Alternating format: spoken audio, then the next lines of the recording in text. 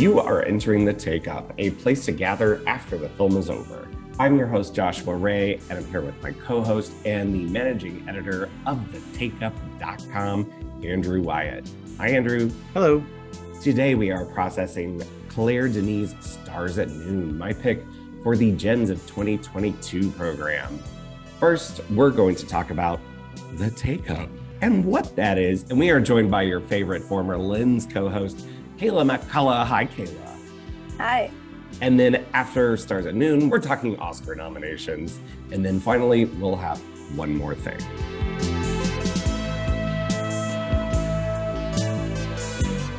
Kayla, you've been on a little hiatus, but very busy. Yeah. Should we talk about it? Why are we The Take Up? What's happened? What's going on, guys? Who wants to take this up? Do not cut that out.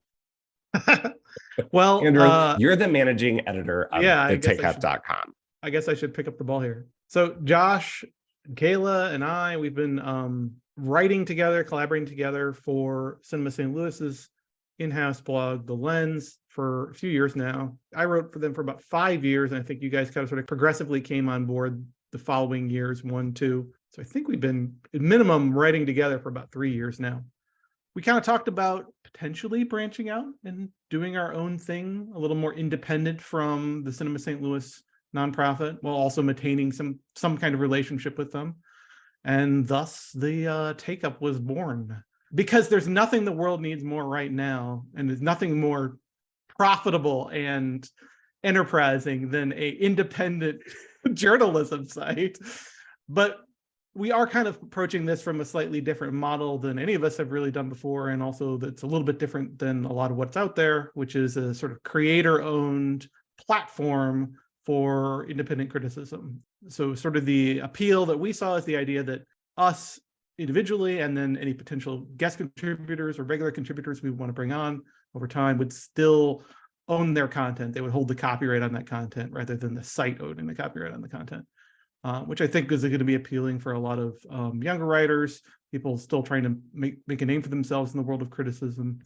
And I think branching out on our own also might give us some opportunities to stretch a little bit more in terms of the type of content and the type of writing and the type of media that we involve ourselves with, and just a heck of a lot more flexibility, I think. But we get a good run under the umbrella of Cinema St. Louis proper. The former executive director, Cliff Freilich, was very generous in the first place to bring me on originally back in 2017 to start writing sort of over here. Have a little editorial side project adjacent to the more festival-oriented duties of the organization. But we kind of felt like 5 years is a good run. It's a good, nice, clean, round number to create a break and have a new phase.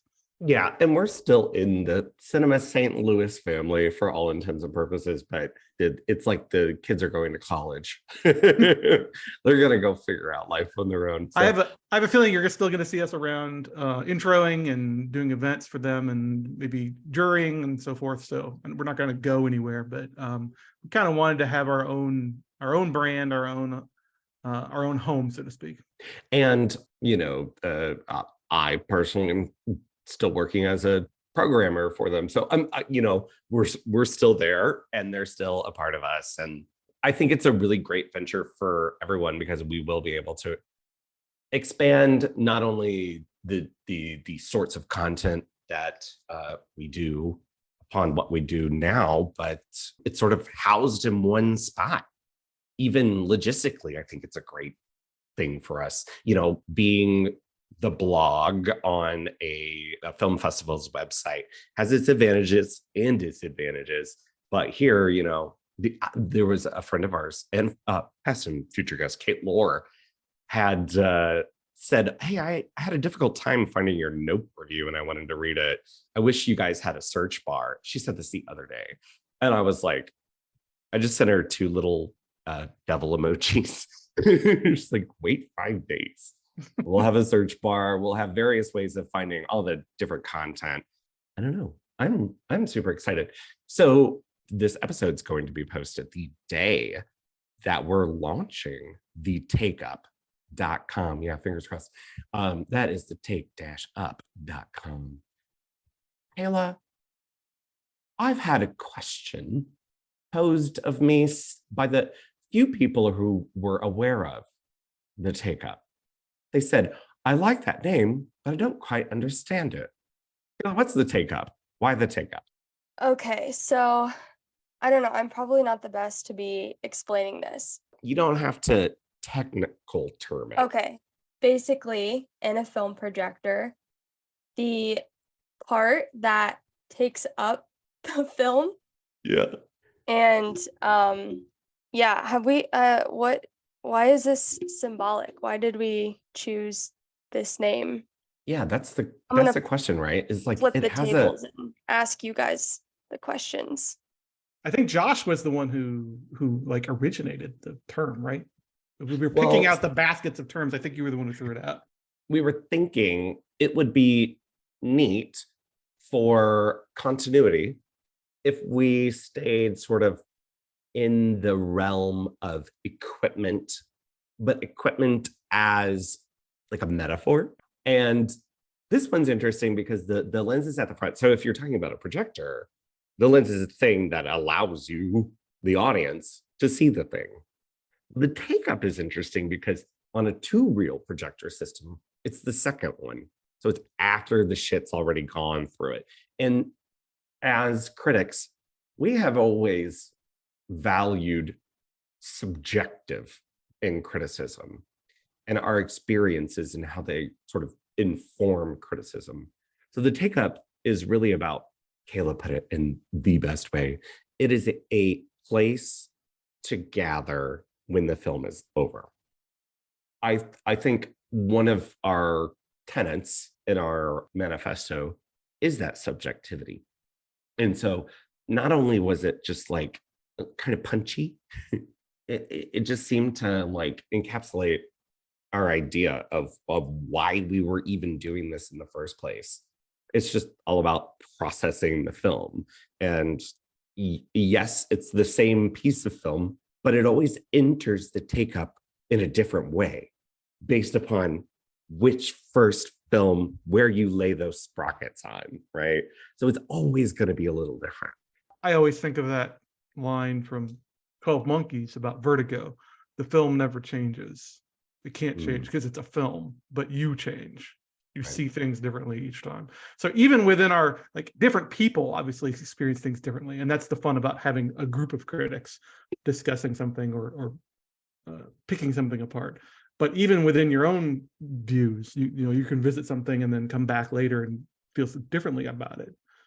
So that I think gets at part of what we're going for here, is that subjectivity within intra and inter-experiential subjectivity.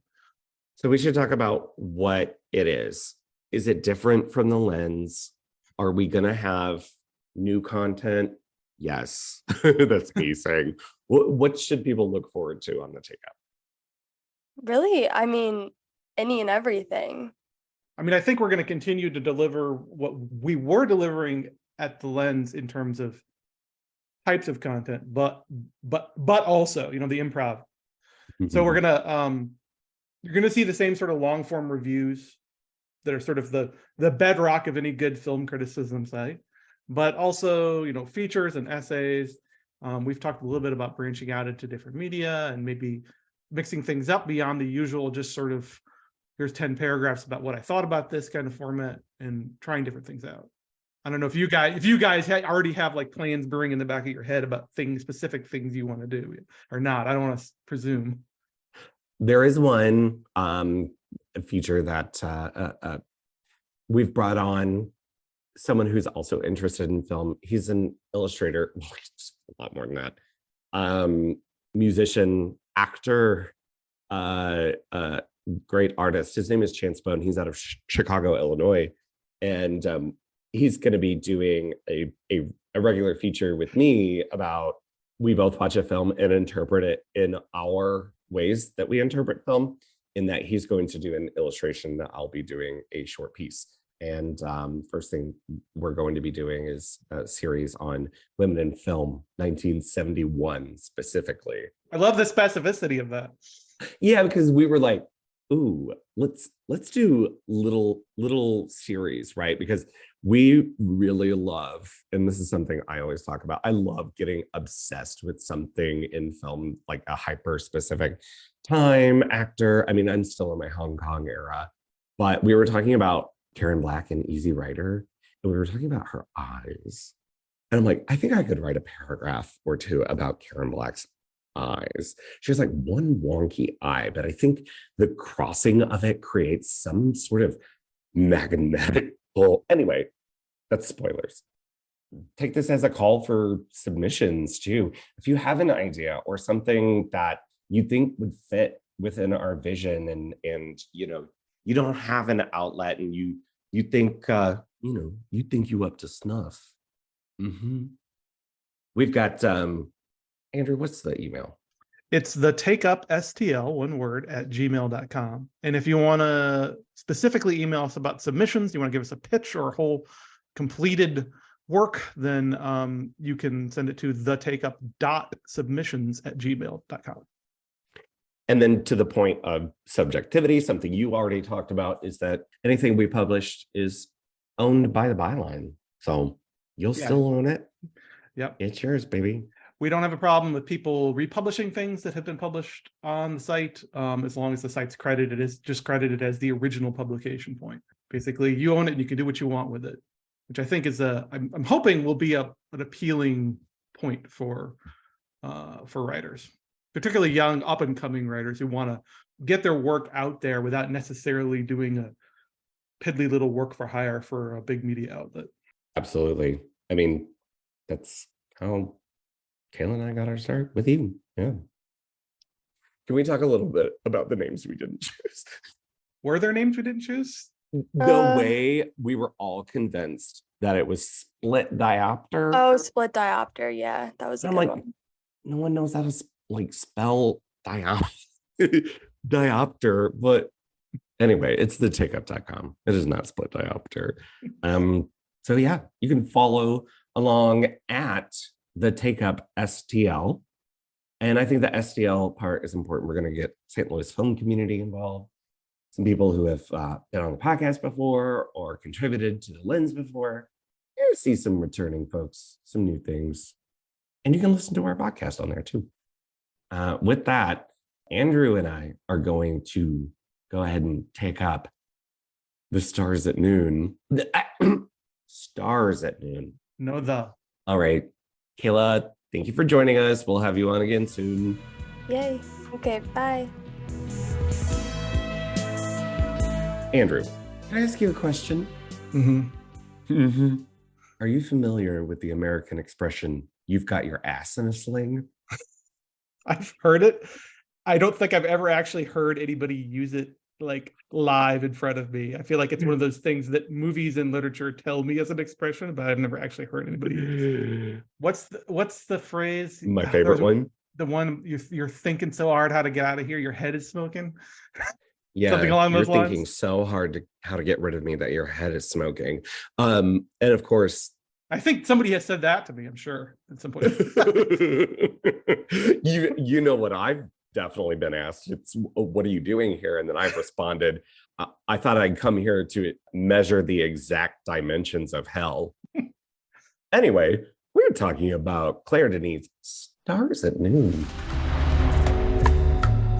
What brought you here? What are your motives? I wanted to know the exact dimensions of hell. So many dreams we share, like the stars at noon.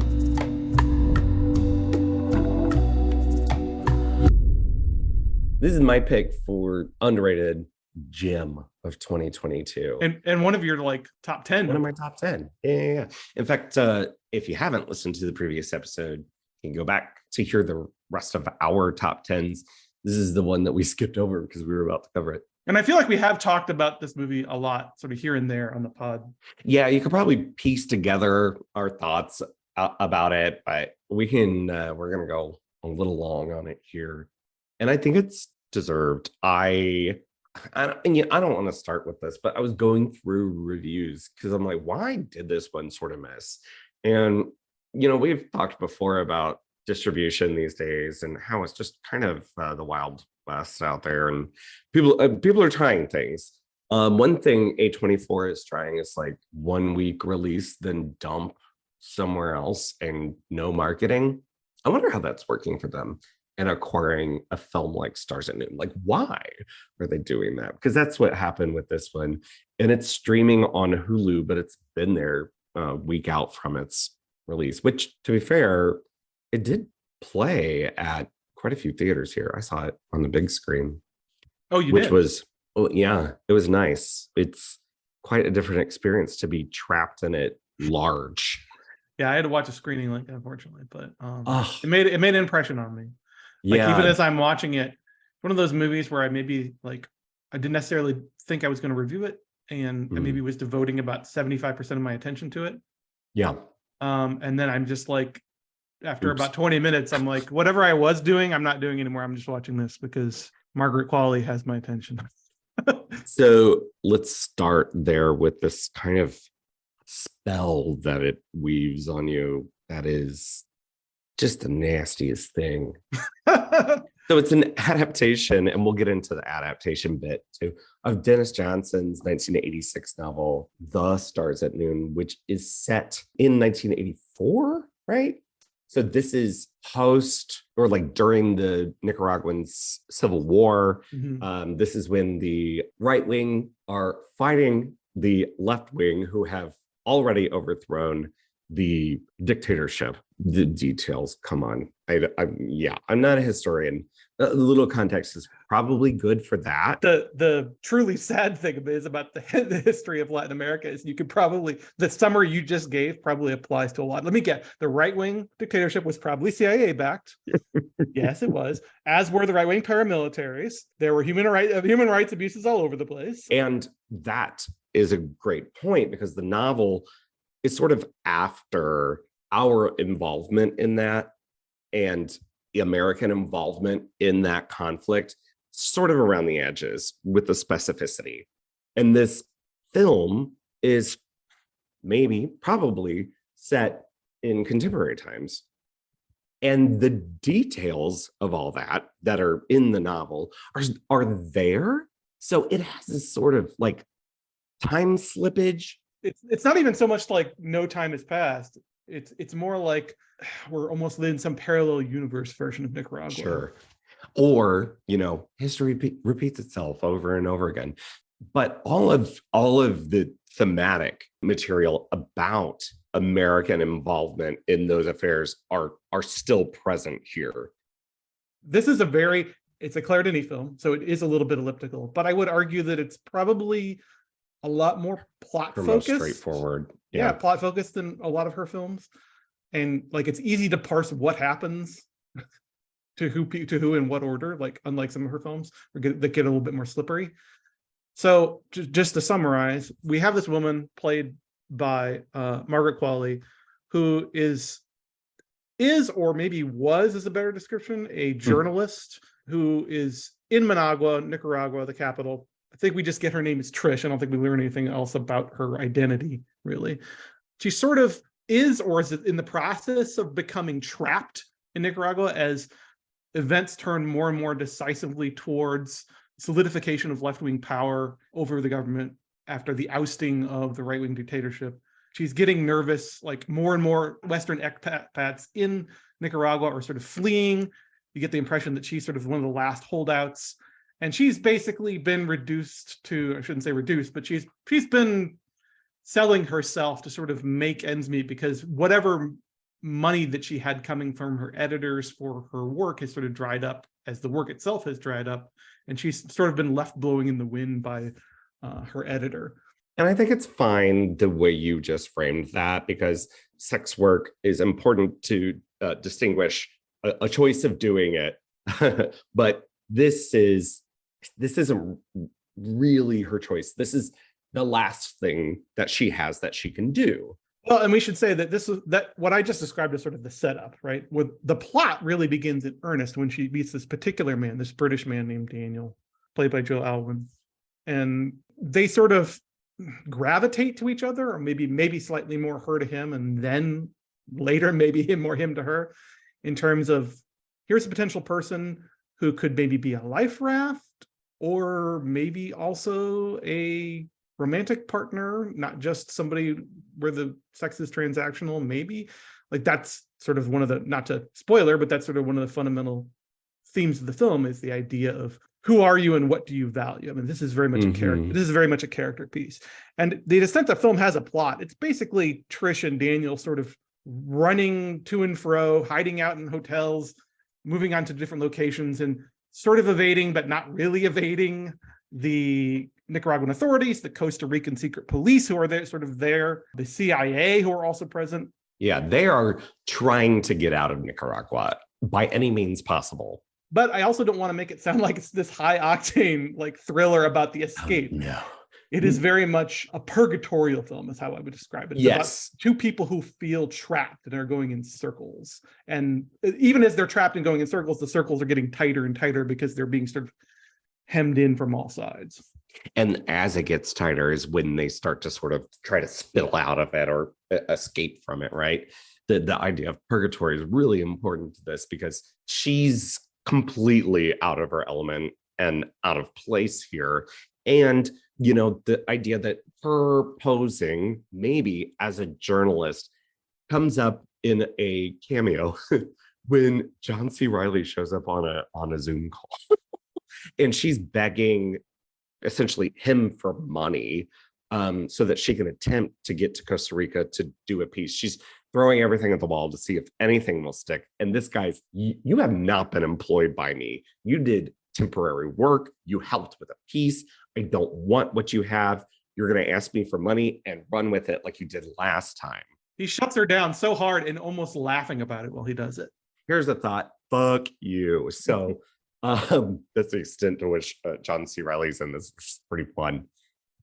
So, you know, it gets at the idea of how do you identify when everything around you is you own nothing of it, or you are not a part of anything of it. I love that she runs around with no shoes on all the time. It's just like a little detail, but it shows this character like is so fucking scared that the only way she knows how to do it is treat it like she's above it.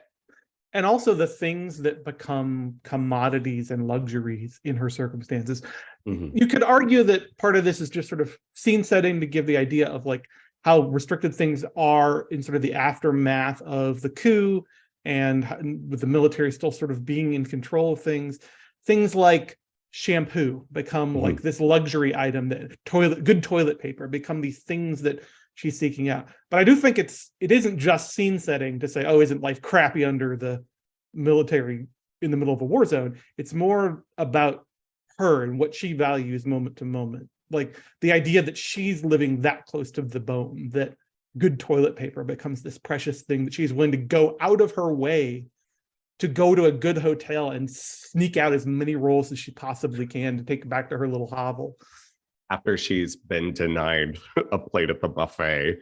And let me tell you, of all the great like wordless acting in this film, and this film does have a lot of it, I really kind of love the very relatable, I'm just going to pretend I'm a guest here and maybe sneak some of this awesome cantaloupe on this breakfast buffet.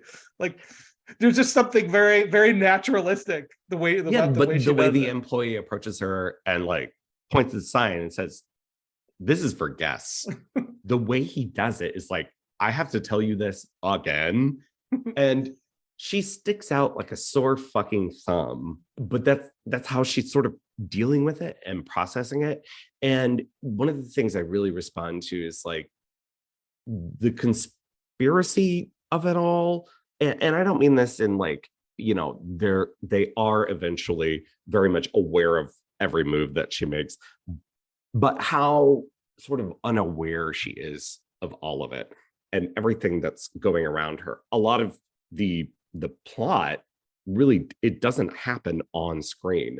There are secret police, secret agents. It's all sort of happening around her. That's not to say she's sort of going through it unaware, because she's actually got a leg up on Daniel, who is definitely out of his element.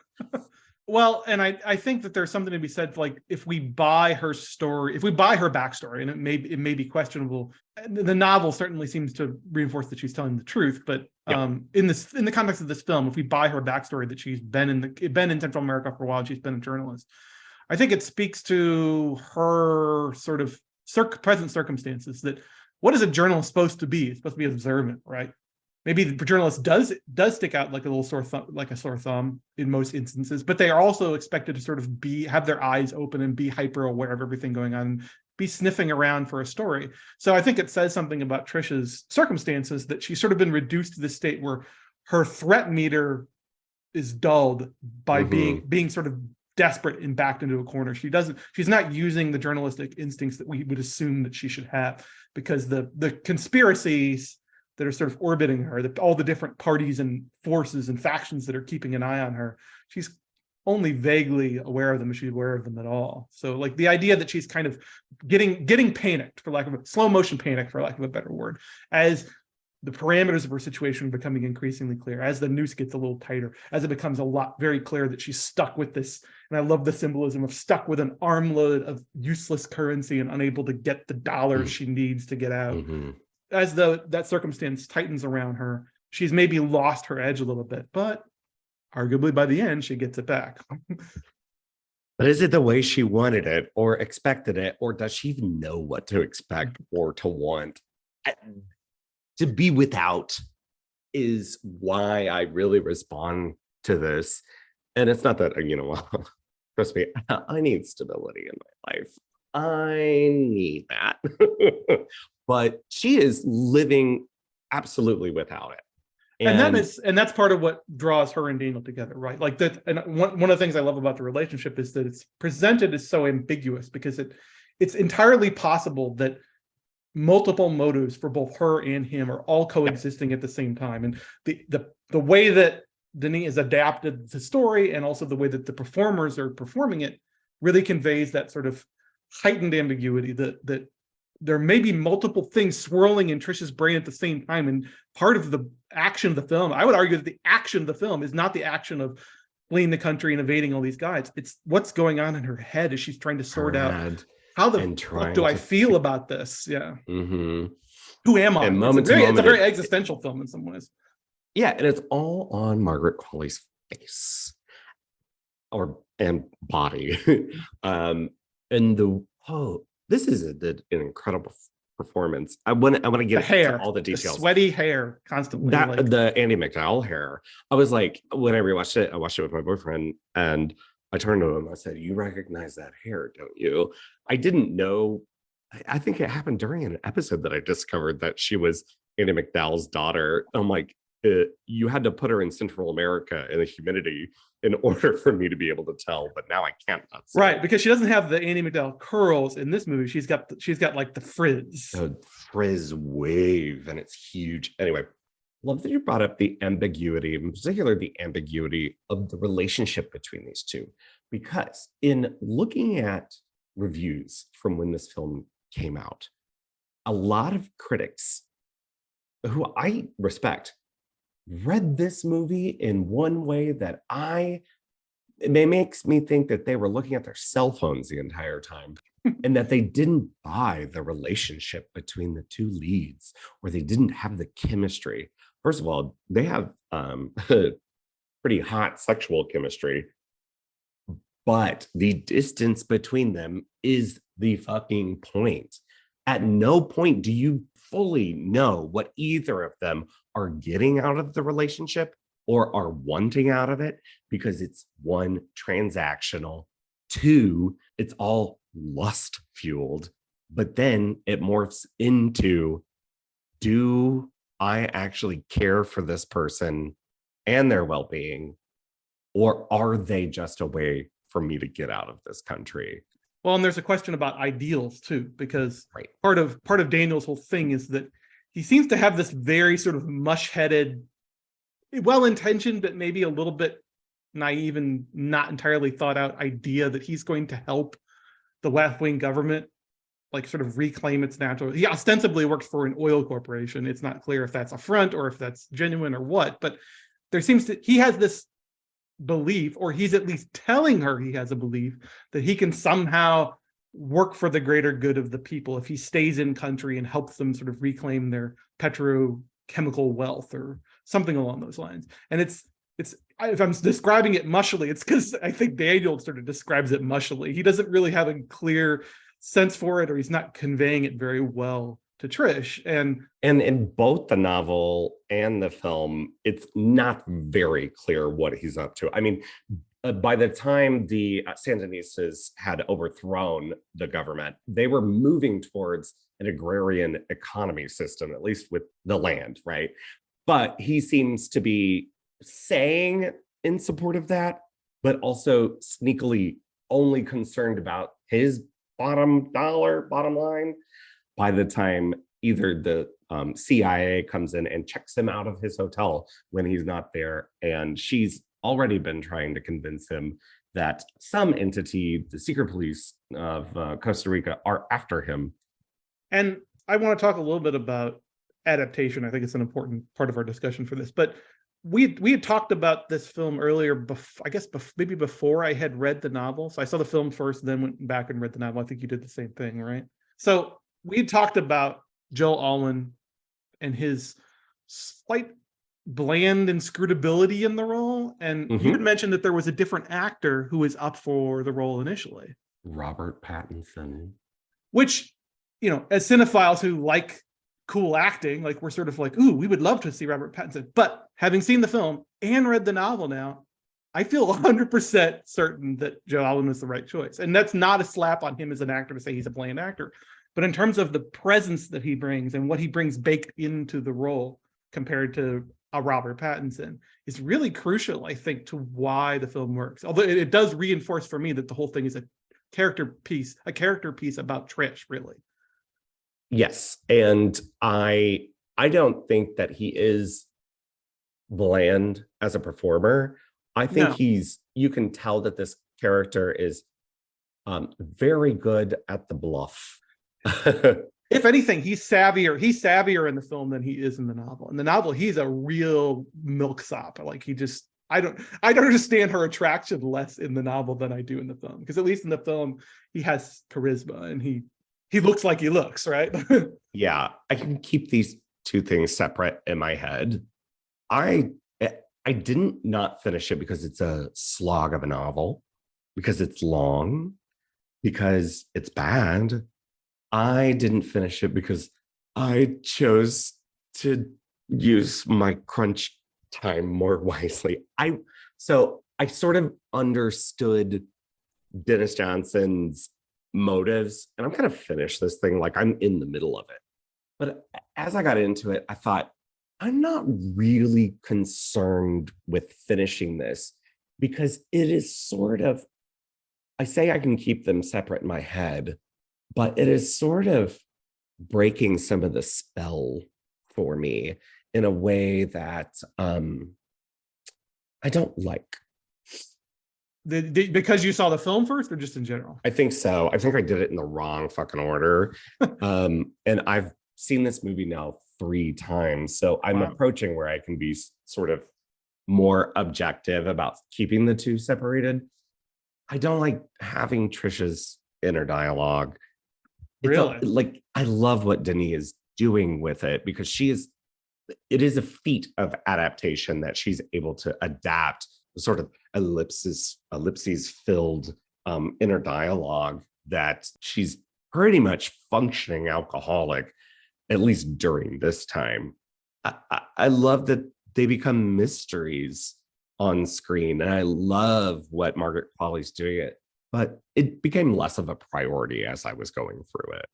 I see what you're saying. Just for me personally, I really like the novel. I like both the novel and the film a lot, maybe for slightly different reasons because of that slight change in perspective. I mean, I think the fact that the novel is first person and a lot of the prose is about sort of Trish's thought process and feelings about her sort of self-examination takes up a lot of the sort of the word count. And I liked that. I like being in a character's headspace. To me is like one of the best parts of fiction, right? Well, I shouldn't say that I don't like that.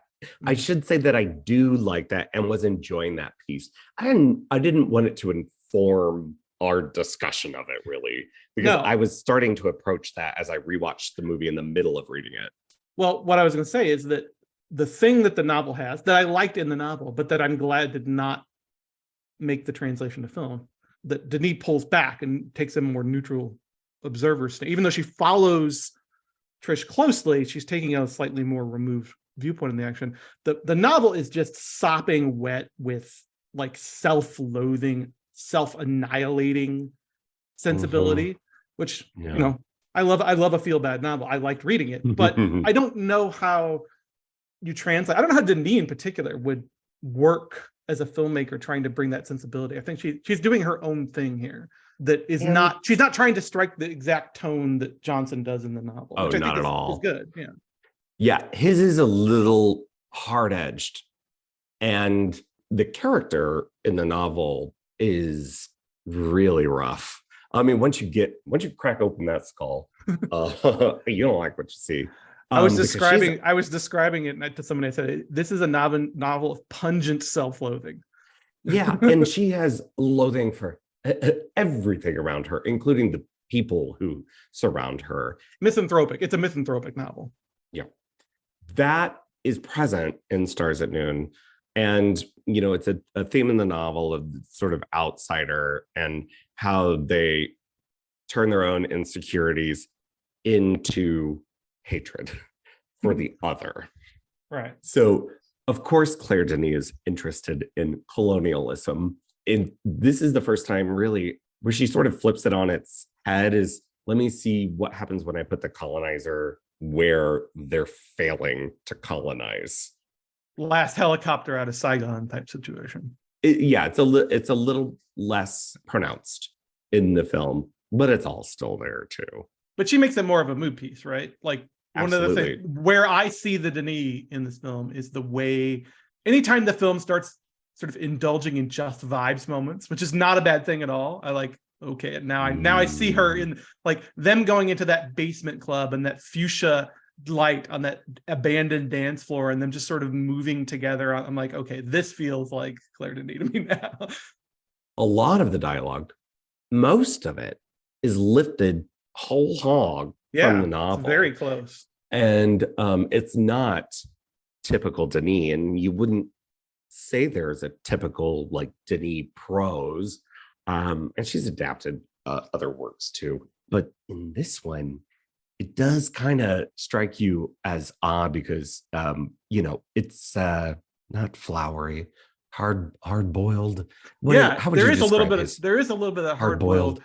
Yeah. Again, I think the novel is so angsty, and this veers a lot closer to sort of cynical, even though it's the same language, something about the delivery or the way that Denis shaped it in the adaptation, and gives it a kind of more like a pessimistic cynicism, hard edge to it that feels like something from, hard-boiled fiction is exactly right. So lines like your head is smoking, or do you know your ass is in a sling? That could be out of like a Raymond Chandler novel. Yeah, or Jim Thompson, somebody like that. So it does call attention to itself in that way. But it's so thrilling to see Margaret Qualley say those things in the way she interprets those lines. It's a performance I can't believe more people aren't talking about. And that character is, you feel the humidity just looking at her. And I'm talking about physical appearance. You feel that sort of hot, wet blanket of everything strangling her, and her attempts to throw it off with either, you know, sensuality, which she does not hold up for very long. Like, she's flirting when they first meet, and she finally gives it up. She's like, you can buy me. I want American dollars. You know? But there are those sex scenes in the film that, again, getting back to the ambiguity, like this feels a little too intense to be transactional. There's something, right? Is there? And so I think you as a viewer are meant to question: is there something flowing back and forth here, literally and figuratively, in terms of like, is there a mutual need, emotional need? Is this just carnality? What am I looking at here? And I think quality in particular just sells that sense of hunger so well. It starts discombobulating you as a viewer. I start saying, Mhm. wait a minute, this isn't transactional for you. This is satisfying something. This is getting at something that you need. Finally. That's what I was going to say. It's meeting a need you have wherever that need is centered. I'm not really sure, and I've seen it 3 times, and each time I've come away thinking a different thing about what that character needs. And the sex is kind of like dirty and grotty. Like there's Mhm. menstrual sex, there's sex in the back of a car in the jungle, and nasty sex in the back of a car in the jungle, a busted up truck in the back in the jungle. And that particular sex is so interesting because it's at the point where he's like, "Are you setting me up?" And I want Margaret Qualley to call me baby. Listen, I'm gay, but she had me. I'm like, maybe I'm not. Maybe it's Margaret Qualley. It's a performance that reminds me of a lot, and not in its details, but with abandon of Gena Rowlands, particularly what Gena Rowlands was up to with John Cassavetes, and thinking about, Mabel and a woman under the influence and love streams. It's just a complete abandon and just like a exposing of the self. But this character is interesting because it's like, what if you put that character in a film noir? What if you put Mabel in a film noir? An international espionage drama, basically. Right. But that's the kind of performance that she's giving. And it doesn't seem like anyone's talking about it. She was my number 1. On your actress draft. Yeah, of course. I think with all like a lot of stuff that we talk about on this pod, you talking about it and being enthusiastic about it sort of raised my, I liked it when I saw it, but talking about it for a few months now with you and picking it apart, I think raised my estimation of it, and in her performance in particular, but also as a work of adaptation. Again, I feel like having gone back to the novel was enlightening because it made me value the film for what the film does more. I'm going to finish it. I swear I'll finish it. Well, and it is an interesting novel in the context. I don't know how much Johnson you've read. Absolutely none. So this was me meeting him for the first time, and a friend of the podcast, Pete Timmerman, is a really big fan. Mm-hmm. And he read it, and I'm sorry if I'm misquoting you, Pete, if you're listening. Hi, Pete. He also said it's not like first-rate Johnson, but you're also kind of a fan, or a new fan, right? I haven't read as much as Pete has read everything he's written. I haven't read everything. I loved his novel Tree of Smoke. It's like one of my favorite novels of the 21st century. Right. So based on that, I went out and read some other stuff. His Train Dreams, which is his novel that almost won the Pulitzer. He was weirdly tied for the year that they didn't give out a Pulitzer, which is strange. I recently read his short story collection that kind of catapulted him to real fame, which was Jesus' Sons, and I like that a lot. So having that as a reference, this Stars Anew does feel a little atypical. Although Tree of Smoke kind of has a similar, it's another what I would call like equatorial purgatory film. Like a lot of it takes place in Vietnam. It's both a Vietnam novel and a post-Vietnam novel at the same time, because it kind of jumps around in time.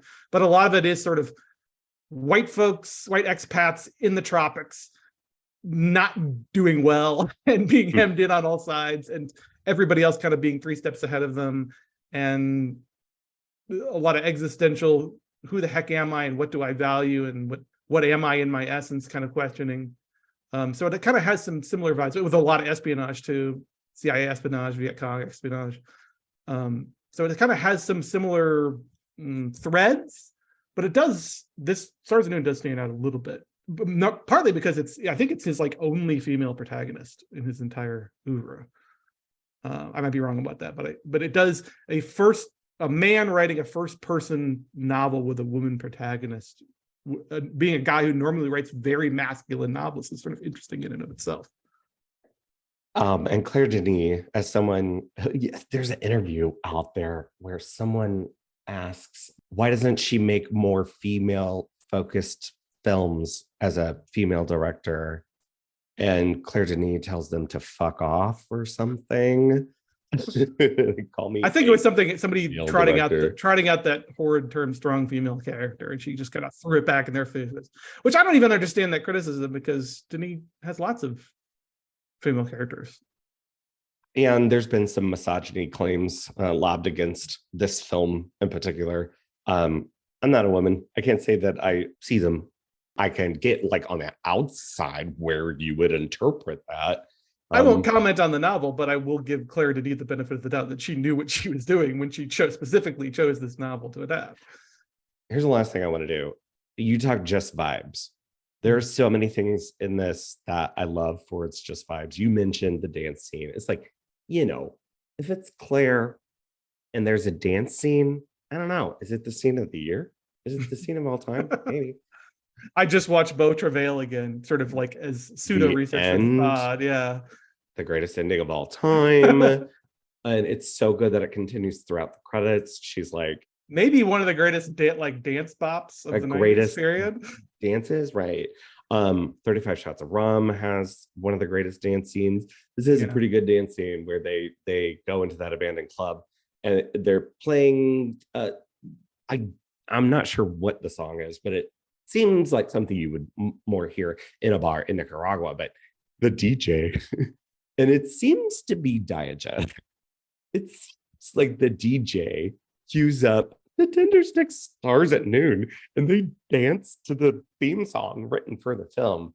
I've had that song stuck in my head for a bit now. And wouldn't be a good like shortcut to romantic melancholy in a European art film is people alone in a otherwise deserted discotheque. Like that's like almost a trope in Euro art films at this point. Yeah, and there's no bartender. There's nobody else. There's just a DJ and a purple light. And it's the moment when, again, there's an intense romanticism. It's not a romance film, but there are moments when an intense romanticism intrudes and it clouds both Trish's judgment and our judgment as viewers and makes us think, is this a romance? Is this a Romeo and Juliet running away hand in hand? Like, what am I watching here? Or is this a horribly cynical, what I'd argue it ends up being by the end, which is a horribly cynical character drama about a woman realizing that I am a whore and I am willing to do what it takes to survive. Yep. I'm not a romantic. I'm not an idealist. Yep. I'm a whore, and that's okay. That's what it's she okay says. It's okay to be a whore in Nicaragua in 1984/2022. I mean, she figures out that the only thing that she can really rely on is herself.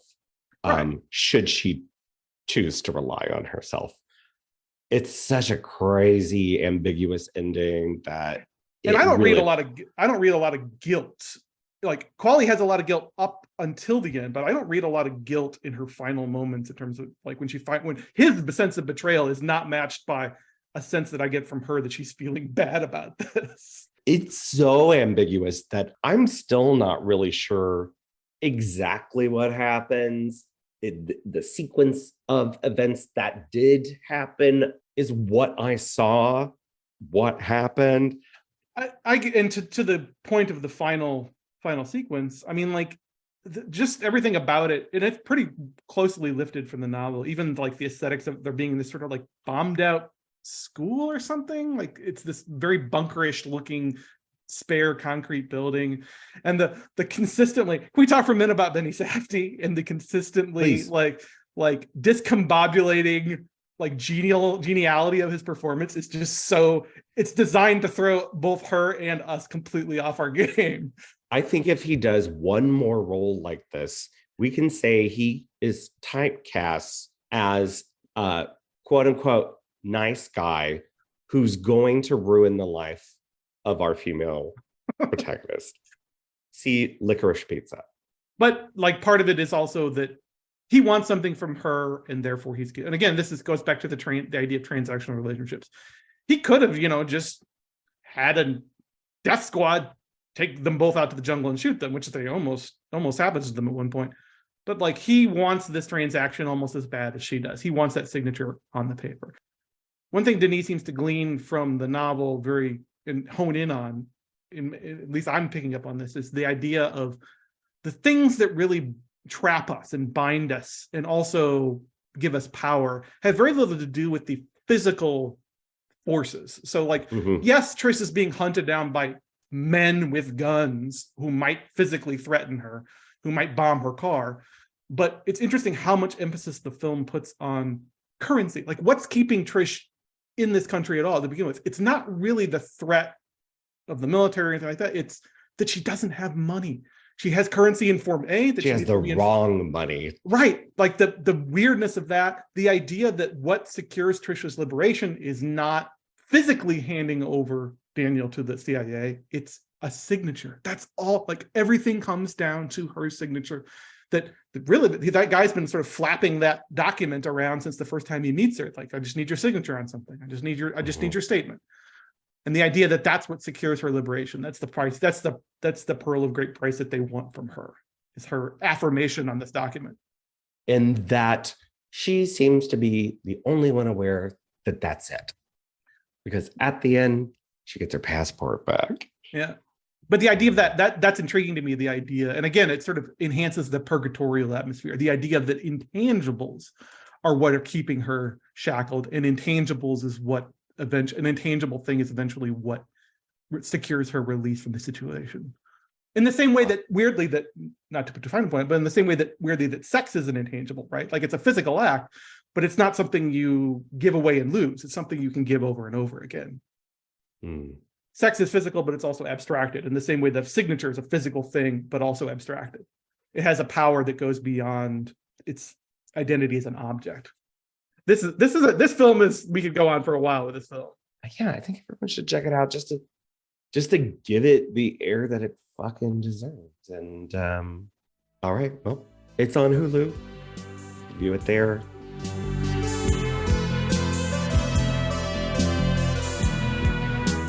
All right, so this morning, well, as of this recording this morning, the Oscar nominations came out. This is for the 2023 95th Annual Academy Awards, Sunday, March 12th.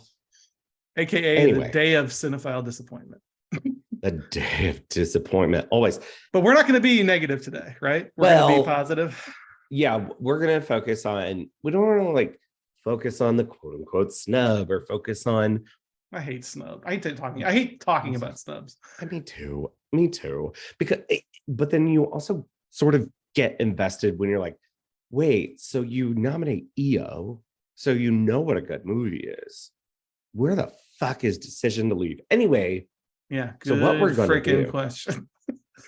as a way of talking about the nominations, we've picked three things that we are happy were recognized today.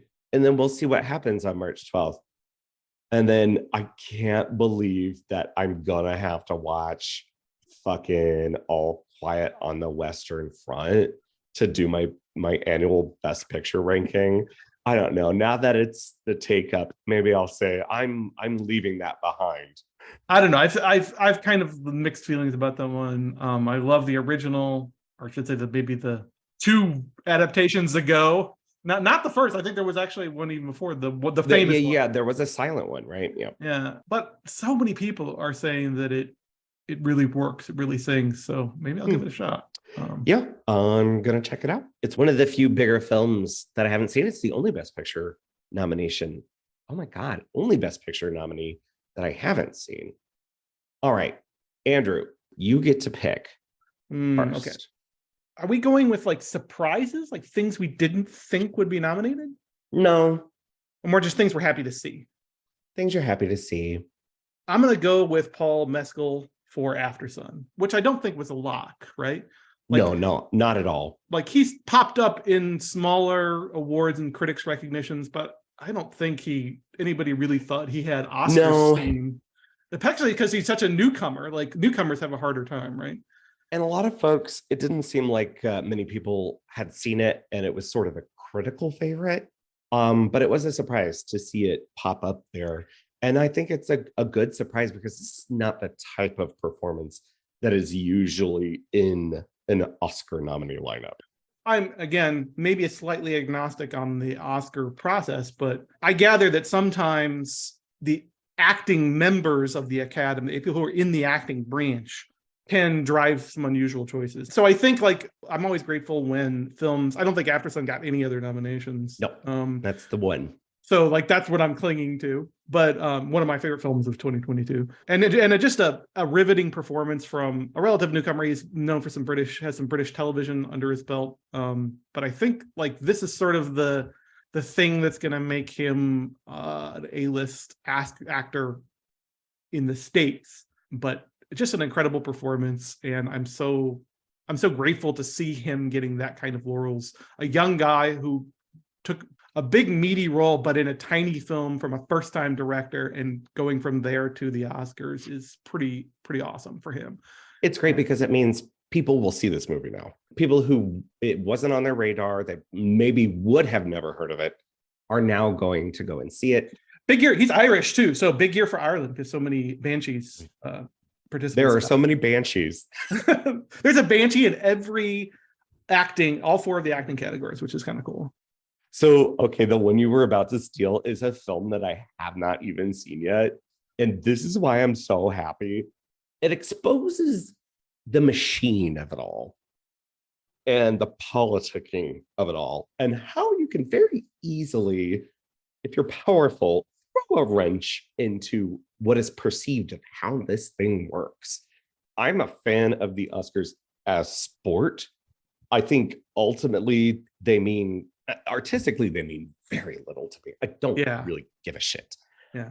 As a sport, I am very much there all the time. So Andrea Riseborough getting a nomination because of what she's done in the last 7 days, incredible.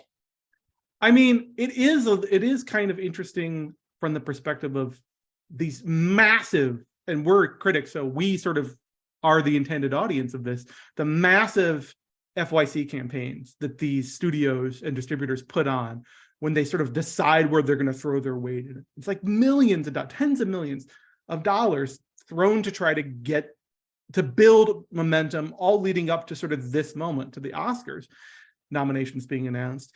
And in the face of that, we have what? Like word of mouth between Andrea and her friends? Basically, is that what drove this, as far as we can tell? Well, supposedly this was the plan all along, was that let's get high profile people to promote it. Because this is very small. Who the fuck even distributed to Leslie? I knew about this film because I listened to WTF with Mark Maron. Mark Maron plays a role in it, so he's been talking about it for about a year now. I'm gonna watch it because I am curious. I do like her as an actress. You know, to your point, I hope it doesn't, signal that that's the way we can do all of this. Are we we're gonna do influencers to buy Oscar votes now? It's basically so nominations. I mean, I do kind of like that it exposed a little bit of how the system works to the very people who support it. I saw somebody on Twitter this morning describe her as a newcomer, I guess, because they had never heard of her. And I'm like, say what you want about who was snubbed or who wasn't snubbed. Do not call Andrea Riseborough a newcomer. She has paid her dues and she deserves her flowers no matter what. So yeah, and we'll say this nomination is also like, because she has powerful friends, that tells you she's been around for a while and been giving really great performances. Anyway, what's your next one? I'm going to go with one that's probably not surprising for me, but I was really surprised to see it, which is Stephanie Hsu for Everything Everywhere, like Everything Everywhere has sort of been the steamroller that's to be stopped. Yeah. Which I'm happy about because I love the film. It's one of my favorite films of last year. But she was the character. She was like the person when I saw it who were like, you have to do something extraordinary for my eye to gravitate from Michelle Yeoh to you when you're on screen. And the supporting category is really something that usually it's the character actor arena, right? It's the 3 scene wonders, that kind of thing. And she's so, even though it's a supporting performance, in my mind, the identity of that film is so much wrapped around her performance, which is really a dual performance. She's doing as Joy and Jobu, really kind of like 2 different characters. That identity is so wrapped in my mind with the identity of the film. I think and again, she was maybe like the one who didn't have a shot of getting nominated. Yeah, it was sort of, everyone thought Jamie Lee would get in because there's a big narrative behind that. As it turns out, people fucking love this movie, just as we thought. So the people who were seeing it are like, Yeah, yeah, but Curtis is like a legacy nomination, if we're being honest, it's right? not a great performance. If anyone, I if like you're her in it. looking at, like, it's fine. She's not a great actress, you know, It's a here's a nomination for your body of Yeah. work kind of and thing. she's fun in it, but Yeah. she's fine. Sort of like with Paul Mescal. Like I love seeing young, not unknown, like not untested. She's Stephanie Hsu's from Broadway. She's like done a lot of stuff, but young, relatively unknown on sort of the A-list level. I mean, to sort of be in a slate with people like Jamie Lee Curtis is sort of extraordinary. So I love seeing young actors sort of get that brass ring. I agree. What's your number 2? My next one is Why are you laughing? What is this? because why am I like torpedoing this thing by picking the craziest things? I'm being a really crazy person today. I'm picking Ice Merchants from Short Film Animated. Oh, because- this is a personal one. I'm so happy to see it there because this was Sliff's narrative short. Not even it won the big prize winner of our 2022 fest. So I was really happy. I do programming, and so do you with Cinema St. Louis. I was really happy that Ice Merchants, but it was always sort of clear to me that this was a great little film, any form that it takes, or any sort of program you put it in.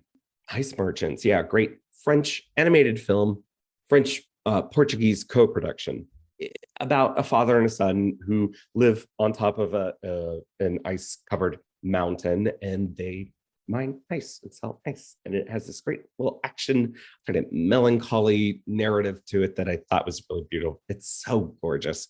Visual style, like that to me, like animated short has been slowly sort of been taken over by the Pixar sensibility. So like the things that feel visually aesthetically special in animated short are always sort of the ones that draw my eye. And this one, I think we like our shorts jury was sort of like unanimous about this film, right? Mhm. This was like a favorite. Yep. And me picking this is as an like apology to myself for not picking 2 other nominated short films, and I won't say their names, for Sliff that I watched that ended up nominated. Whoops. Whatever. Okay, what's your final pick? I'm gonna go with Polly's nomination for adapted screenplay for adapting Miriam Toews novel Women Talking for her film.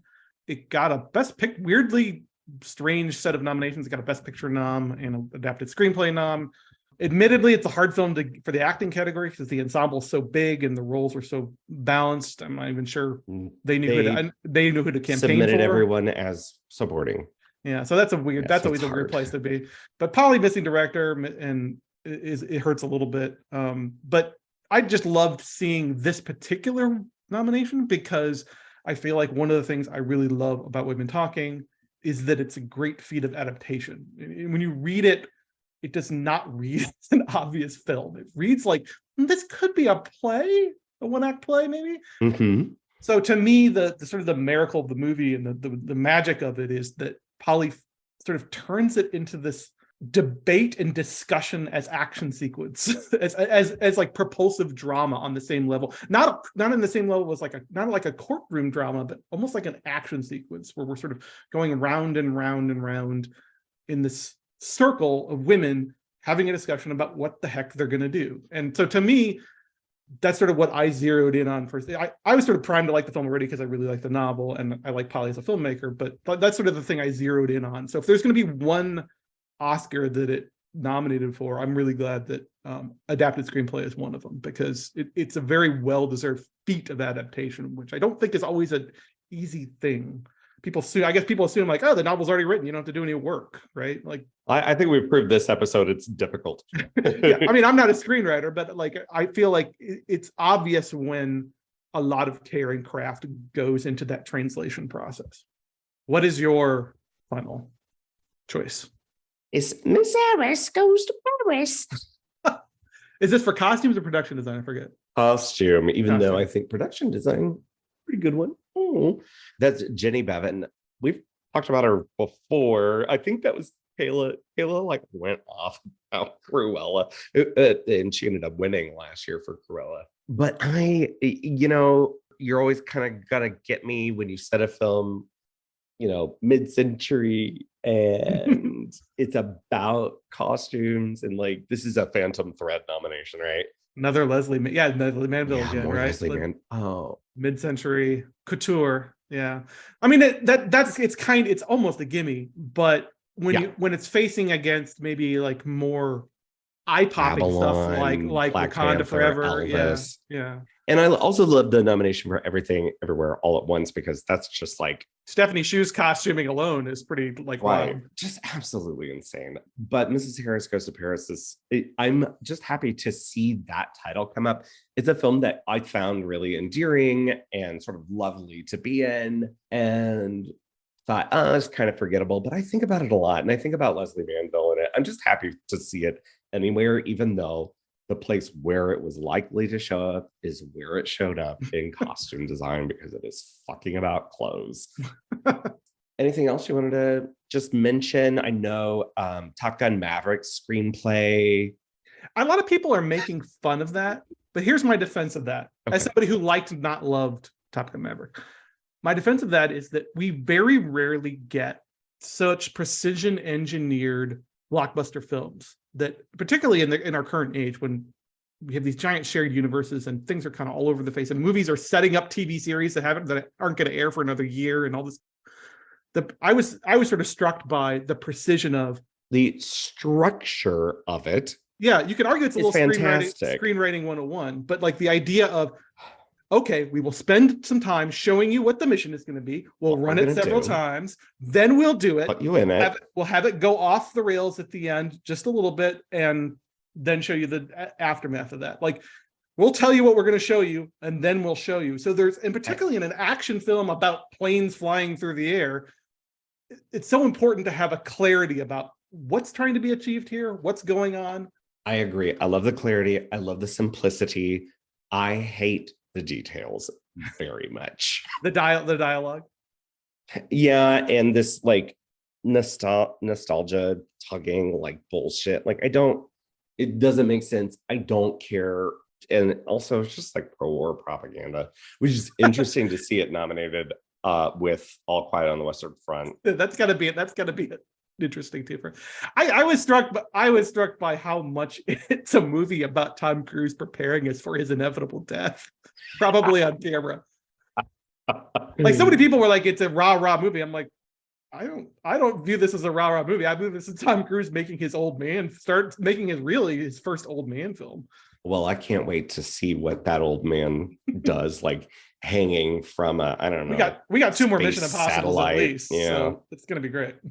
I was excited about EO getting a nomination for international feature. I don't think that was a foregone conclusion at all. I don't think it was. Strong year. And yeah, it's done really well at the box office for what it is.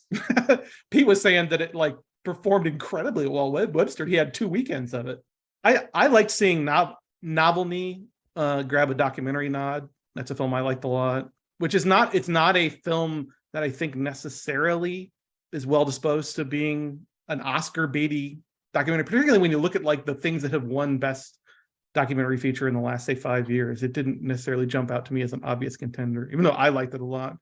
And of course, I love that All the Beauty and the Bloodshed is there. And that one's been riding a real wave of like that and All That Breathes. Yeah, a lot of awards, momentum behind those two in particular. My favorite thing of these nominations is when Riz Ahmed reads "My Year of Dicks," and then people were like tentative about laughing about it, and they're like, "Oh wait, no, I think we can just laugh about it." And then he says, "An ostrich told me the world is fake, and I think I believe it." I also appreciate how carefully they both prepared to say everybody's names exactly. Well, there was no mangling of names in their. I miss the days of Dick Pope. Dick Pope for Mr. Turner.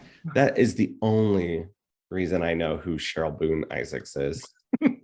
All right, the Oscars, March 12th. I know Andrew's gonna DVR it so he can watch it many times. You are where I was about 10 or 15 years ago. I used to have the big Oscar parties and get all excited about it and have themed drinks and everything, but I'm become a crotchety old man who doesn't care about awards anymore. I'm getting there. I'm getting there. He'll get there. Yeah. All right. We've got one more thing. I think the last time we recorded an episode where we did one more thing, I talked about going to Paris. Mr. Joshua went to Paris. And I talked about all the different things I was planning. Let me tell you, cinephile in Paris, you want to be able to experience it for the first time. You want to go to the Louvre. You want to maybe just walk by the Eiffel Tower because you're afraid of heights and you refuse to go into it. But then you Google showtimes in Paris. This is a pilgrimage, right? Pet cinephile. It was a pilgrimage. And one of my favorite parts of this pilgrimage was forcing or suggesting my French boyfriend's parents, who do not speak English, one of whom is a cinephile and runs like a film society. The other is not a movie person. And then his sister on Christmas, waiting to decide if I should take them to see Tia Roma, the Pier Paolo Pasolini film, where Terence Stamp plays this sort of devil character who invades a family and sleeps with all of them. I thought, that's a little too weird because I'm a stranger invading here. Or Brian De Palma's 1980 masterpiece, Dressed to Kill. Which is somehow the less weird option. That shit started. And I had warned them and was assured that no, they're, that's a cool, like, they're not going to make it awkward or anything. But I kind of forgot, like, even though it's one of my favorite movies, like how fucked up it is. And that's part of the point. Angie Dickinson, because she's jerking off in the shower. Angie Jerkinson in the first scene. And I'm like, oh God, I really hope they like me because I have done this to them on Christmas. So I went up to his mother after and I said, well, what did you think? Thumbs up, thumbs down. She said, how do you say, Heech? De Palma wouldn't disagree. No, I think it served its purpose well. So that was my one more thing is, meet the parents, but just really fucking meet them. Tell them who you are. With straight razors and cross-dressing, apparently. Yeah. And so that's me. I'm Joshua Ray. You can find me reviews at The Take Up and on KMOV, and you can find me across social media at Crispy Retinas. And what about you, Andrew? Did you take your in-laws to see a dirty movie on Christmas? No. I did what every self-respecting cinephile does nowadays on Christmas Eve, which is watch Eyes Wide Shut. But right. My one more thing, I guess, like pretty much everybody who's in sort of the January rut of no new things to watch. I've started watching HBO's new adaptation of The Last of Us, starring Pedro Pascal and Catherine called Birdie Star, Bella Ramsey, who you like a lot. Mm-hmm. And so it's an interesting experience. I don't want to go into details. This is a zombie apocalypse show, but sort of elevated zombie apocalypse, if we can use such an interminable term. The really interesting part about it for me, so this is a show that's being adapted from a hit video game, probably one of the biggest video game hits of all time. The interesting part about it is it's a sort of co-creation of Craig Mazin of Chernobyl fame, creator of one of the most sort of critically well-regarded limited series of the 21st century, and then Neil Druckmann, who is the director and narrative lead for the game, the original game. So it is an interesting case where the person who created it in its original form is adapting it to episodic television. It is like heavily involved in that. Druckmann is creating it. He's directing a couple episodes. He's writing a couple episodes. He's heavily involved in it alongside Mazin. So I'm watching it with my wife, who has never played a second of the video game and knows nothing about it other than zombie apocalypse and a dude who's taken a little girl across the country in sort of a road movie. That's all she knows. So it's really fascinating to sort of watch it side by side with somebody who has played. I played The Last of Us through like 5 or 6 times, beginning to end. It's a relatively short game. And watching it with somebody who has never played a minute of it is a really interesting. We were talking about adaptations earlier in discussion, Stars at Noon and Women Talking. So I really am enjoying it just from that perspective. I'm actually sort of not critically analyzing it that much as a work of fiction because I'm really interested in like how it's landing for different audiences. I'll tell you how it's landing. I walked in on my boyfriend watching it, and he said, "Do you want to watch this with me?" And I said, "No, thank you. Too sad. Can't do it." I It is a walk in, bleak and freaking he's story. halfway through the first episode. I'm sorry. He can probably hear me exposing him right now. Fucking bawling. I'm like, yeah, I told you. I'm not doing it. It is a bleak show. It is intense. It's No. very character driven for a zombie apocalypse show. So what if The Walking Dead, but good? Is how I describe it to people. That's unfair. I did like Walking Dead in the heyday. That's not unfair. Yeah. But it's just sort of it's been a fun experience. We're only 2 episodes in. I've heard from critics who have seen sort of the whole series that it really holds up. It just keeps getting better and better. So we'll see. The latest sort of Sunday night appointment television from HBO. Hurrah. Very good. You can find me on Twitter at Arachnophiliac, on Letterboxd at AY76, and all my work will now be at The Take Up going forward. Where you can find all of us. On our next episode, we're going to have a very special guest. We have film critic Jessica Scott joining us for Andrew's pick of You Won't Be Alone. In my head, it's You Will Never Be Alone because it's that you will never walk alone. Like, I'll never get it. It's going to be a whole scary of the 61st situation and the Stars at Noon situation. So Prepare yourself for Macedonian folk horror as a Terrence Malick movie, basically. like I've never been more prepared. I haven't watched it and I'm ready to go. So There are until witches. next There are time- witches. There's body swapping. It's a grand old time. Yeah. Oh, all right. Well, until next time,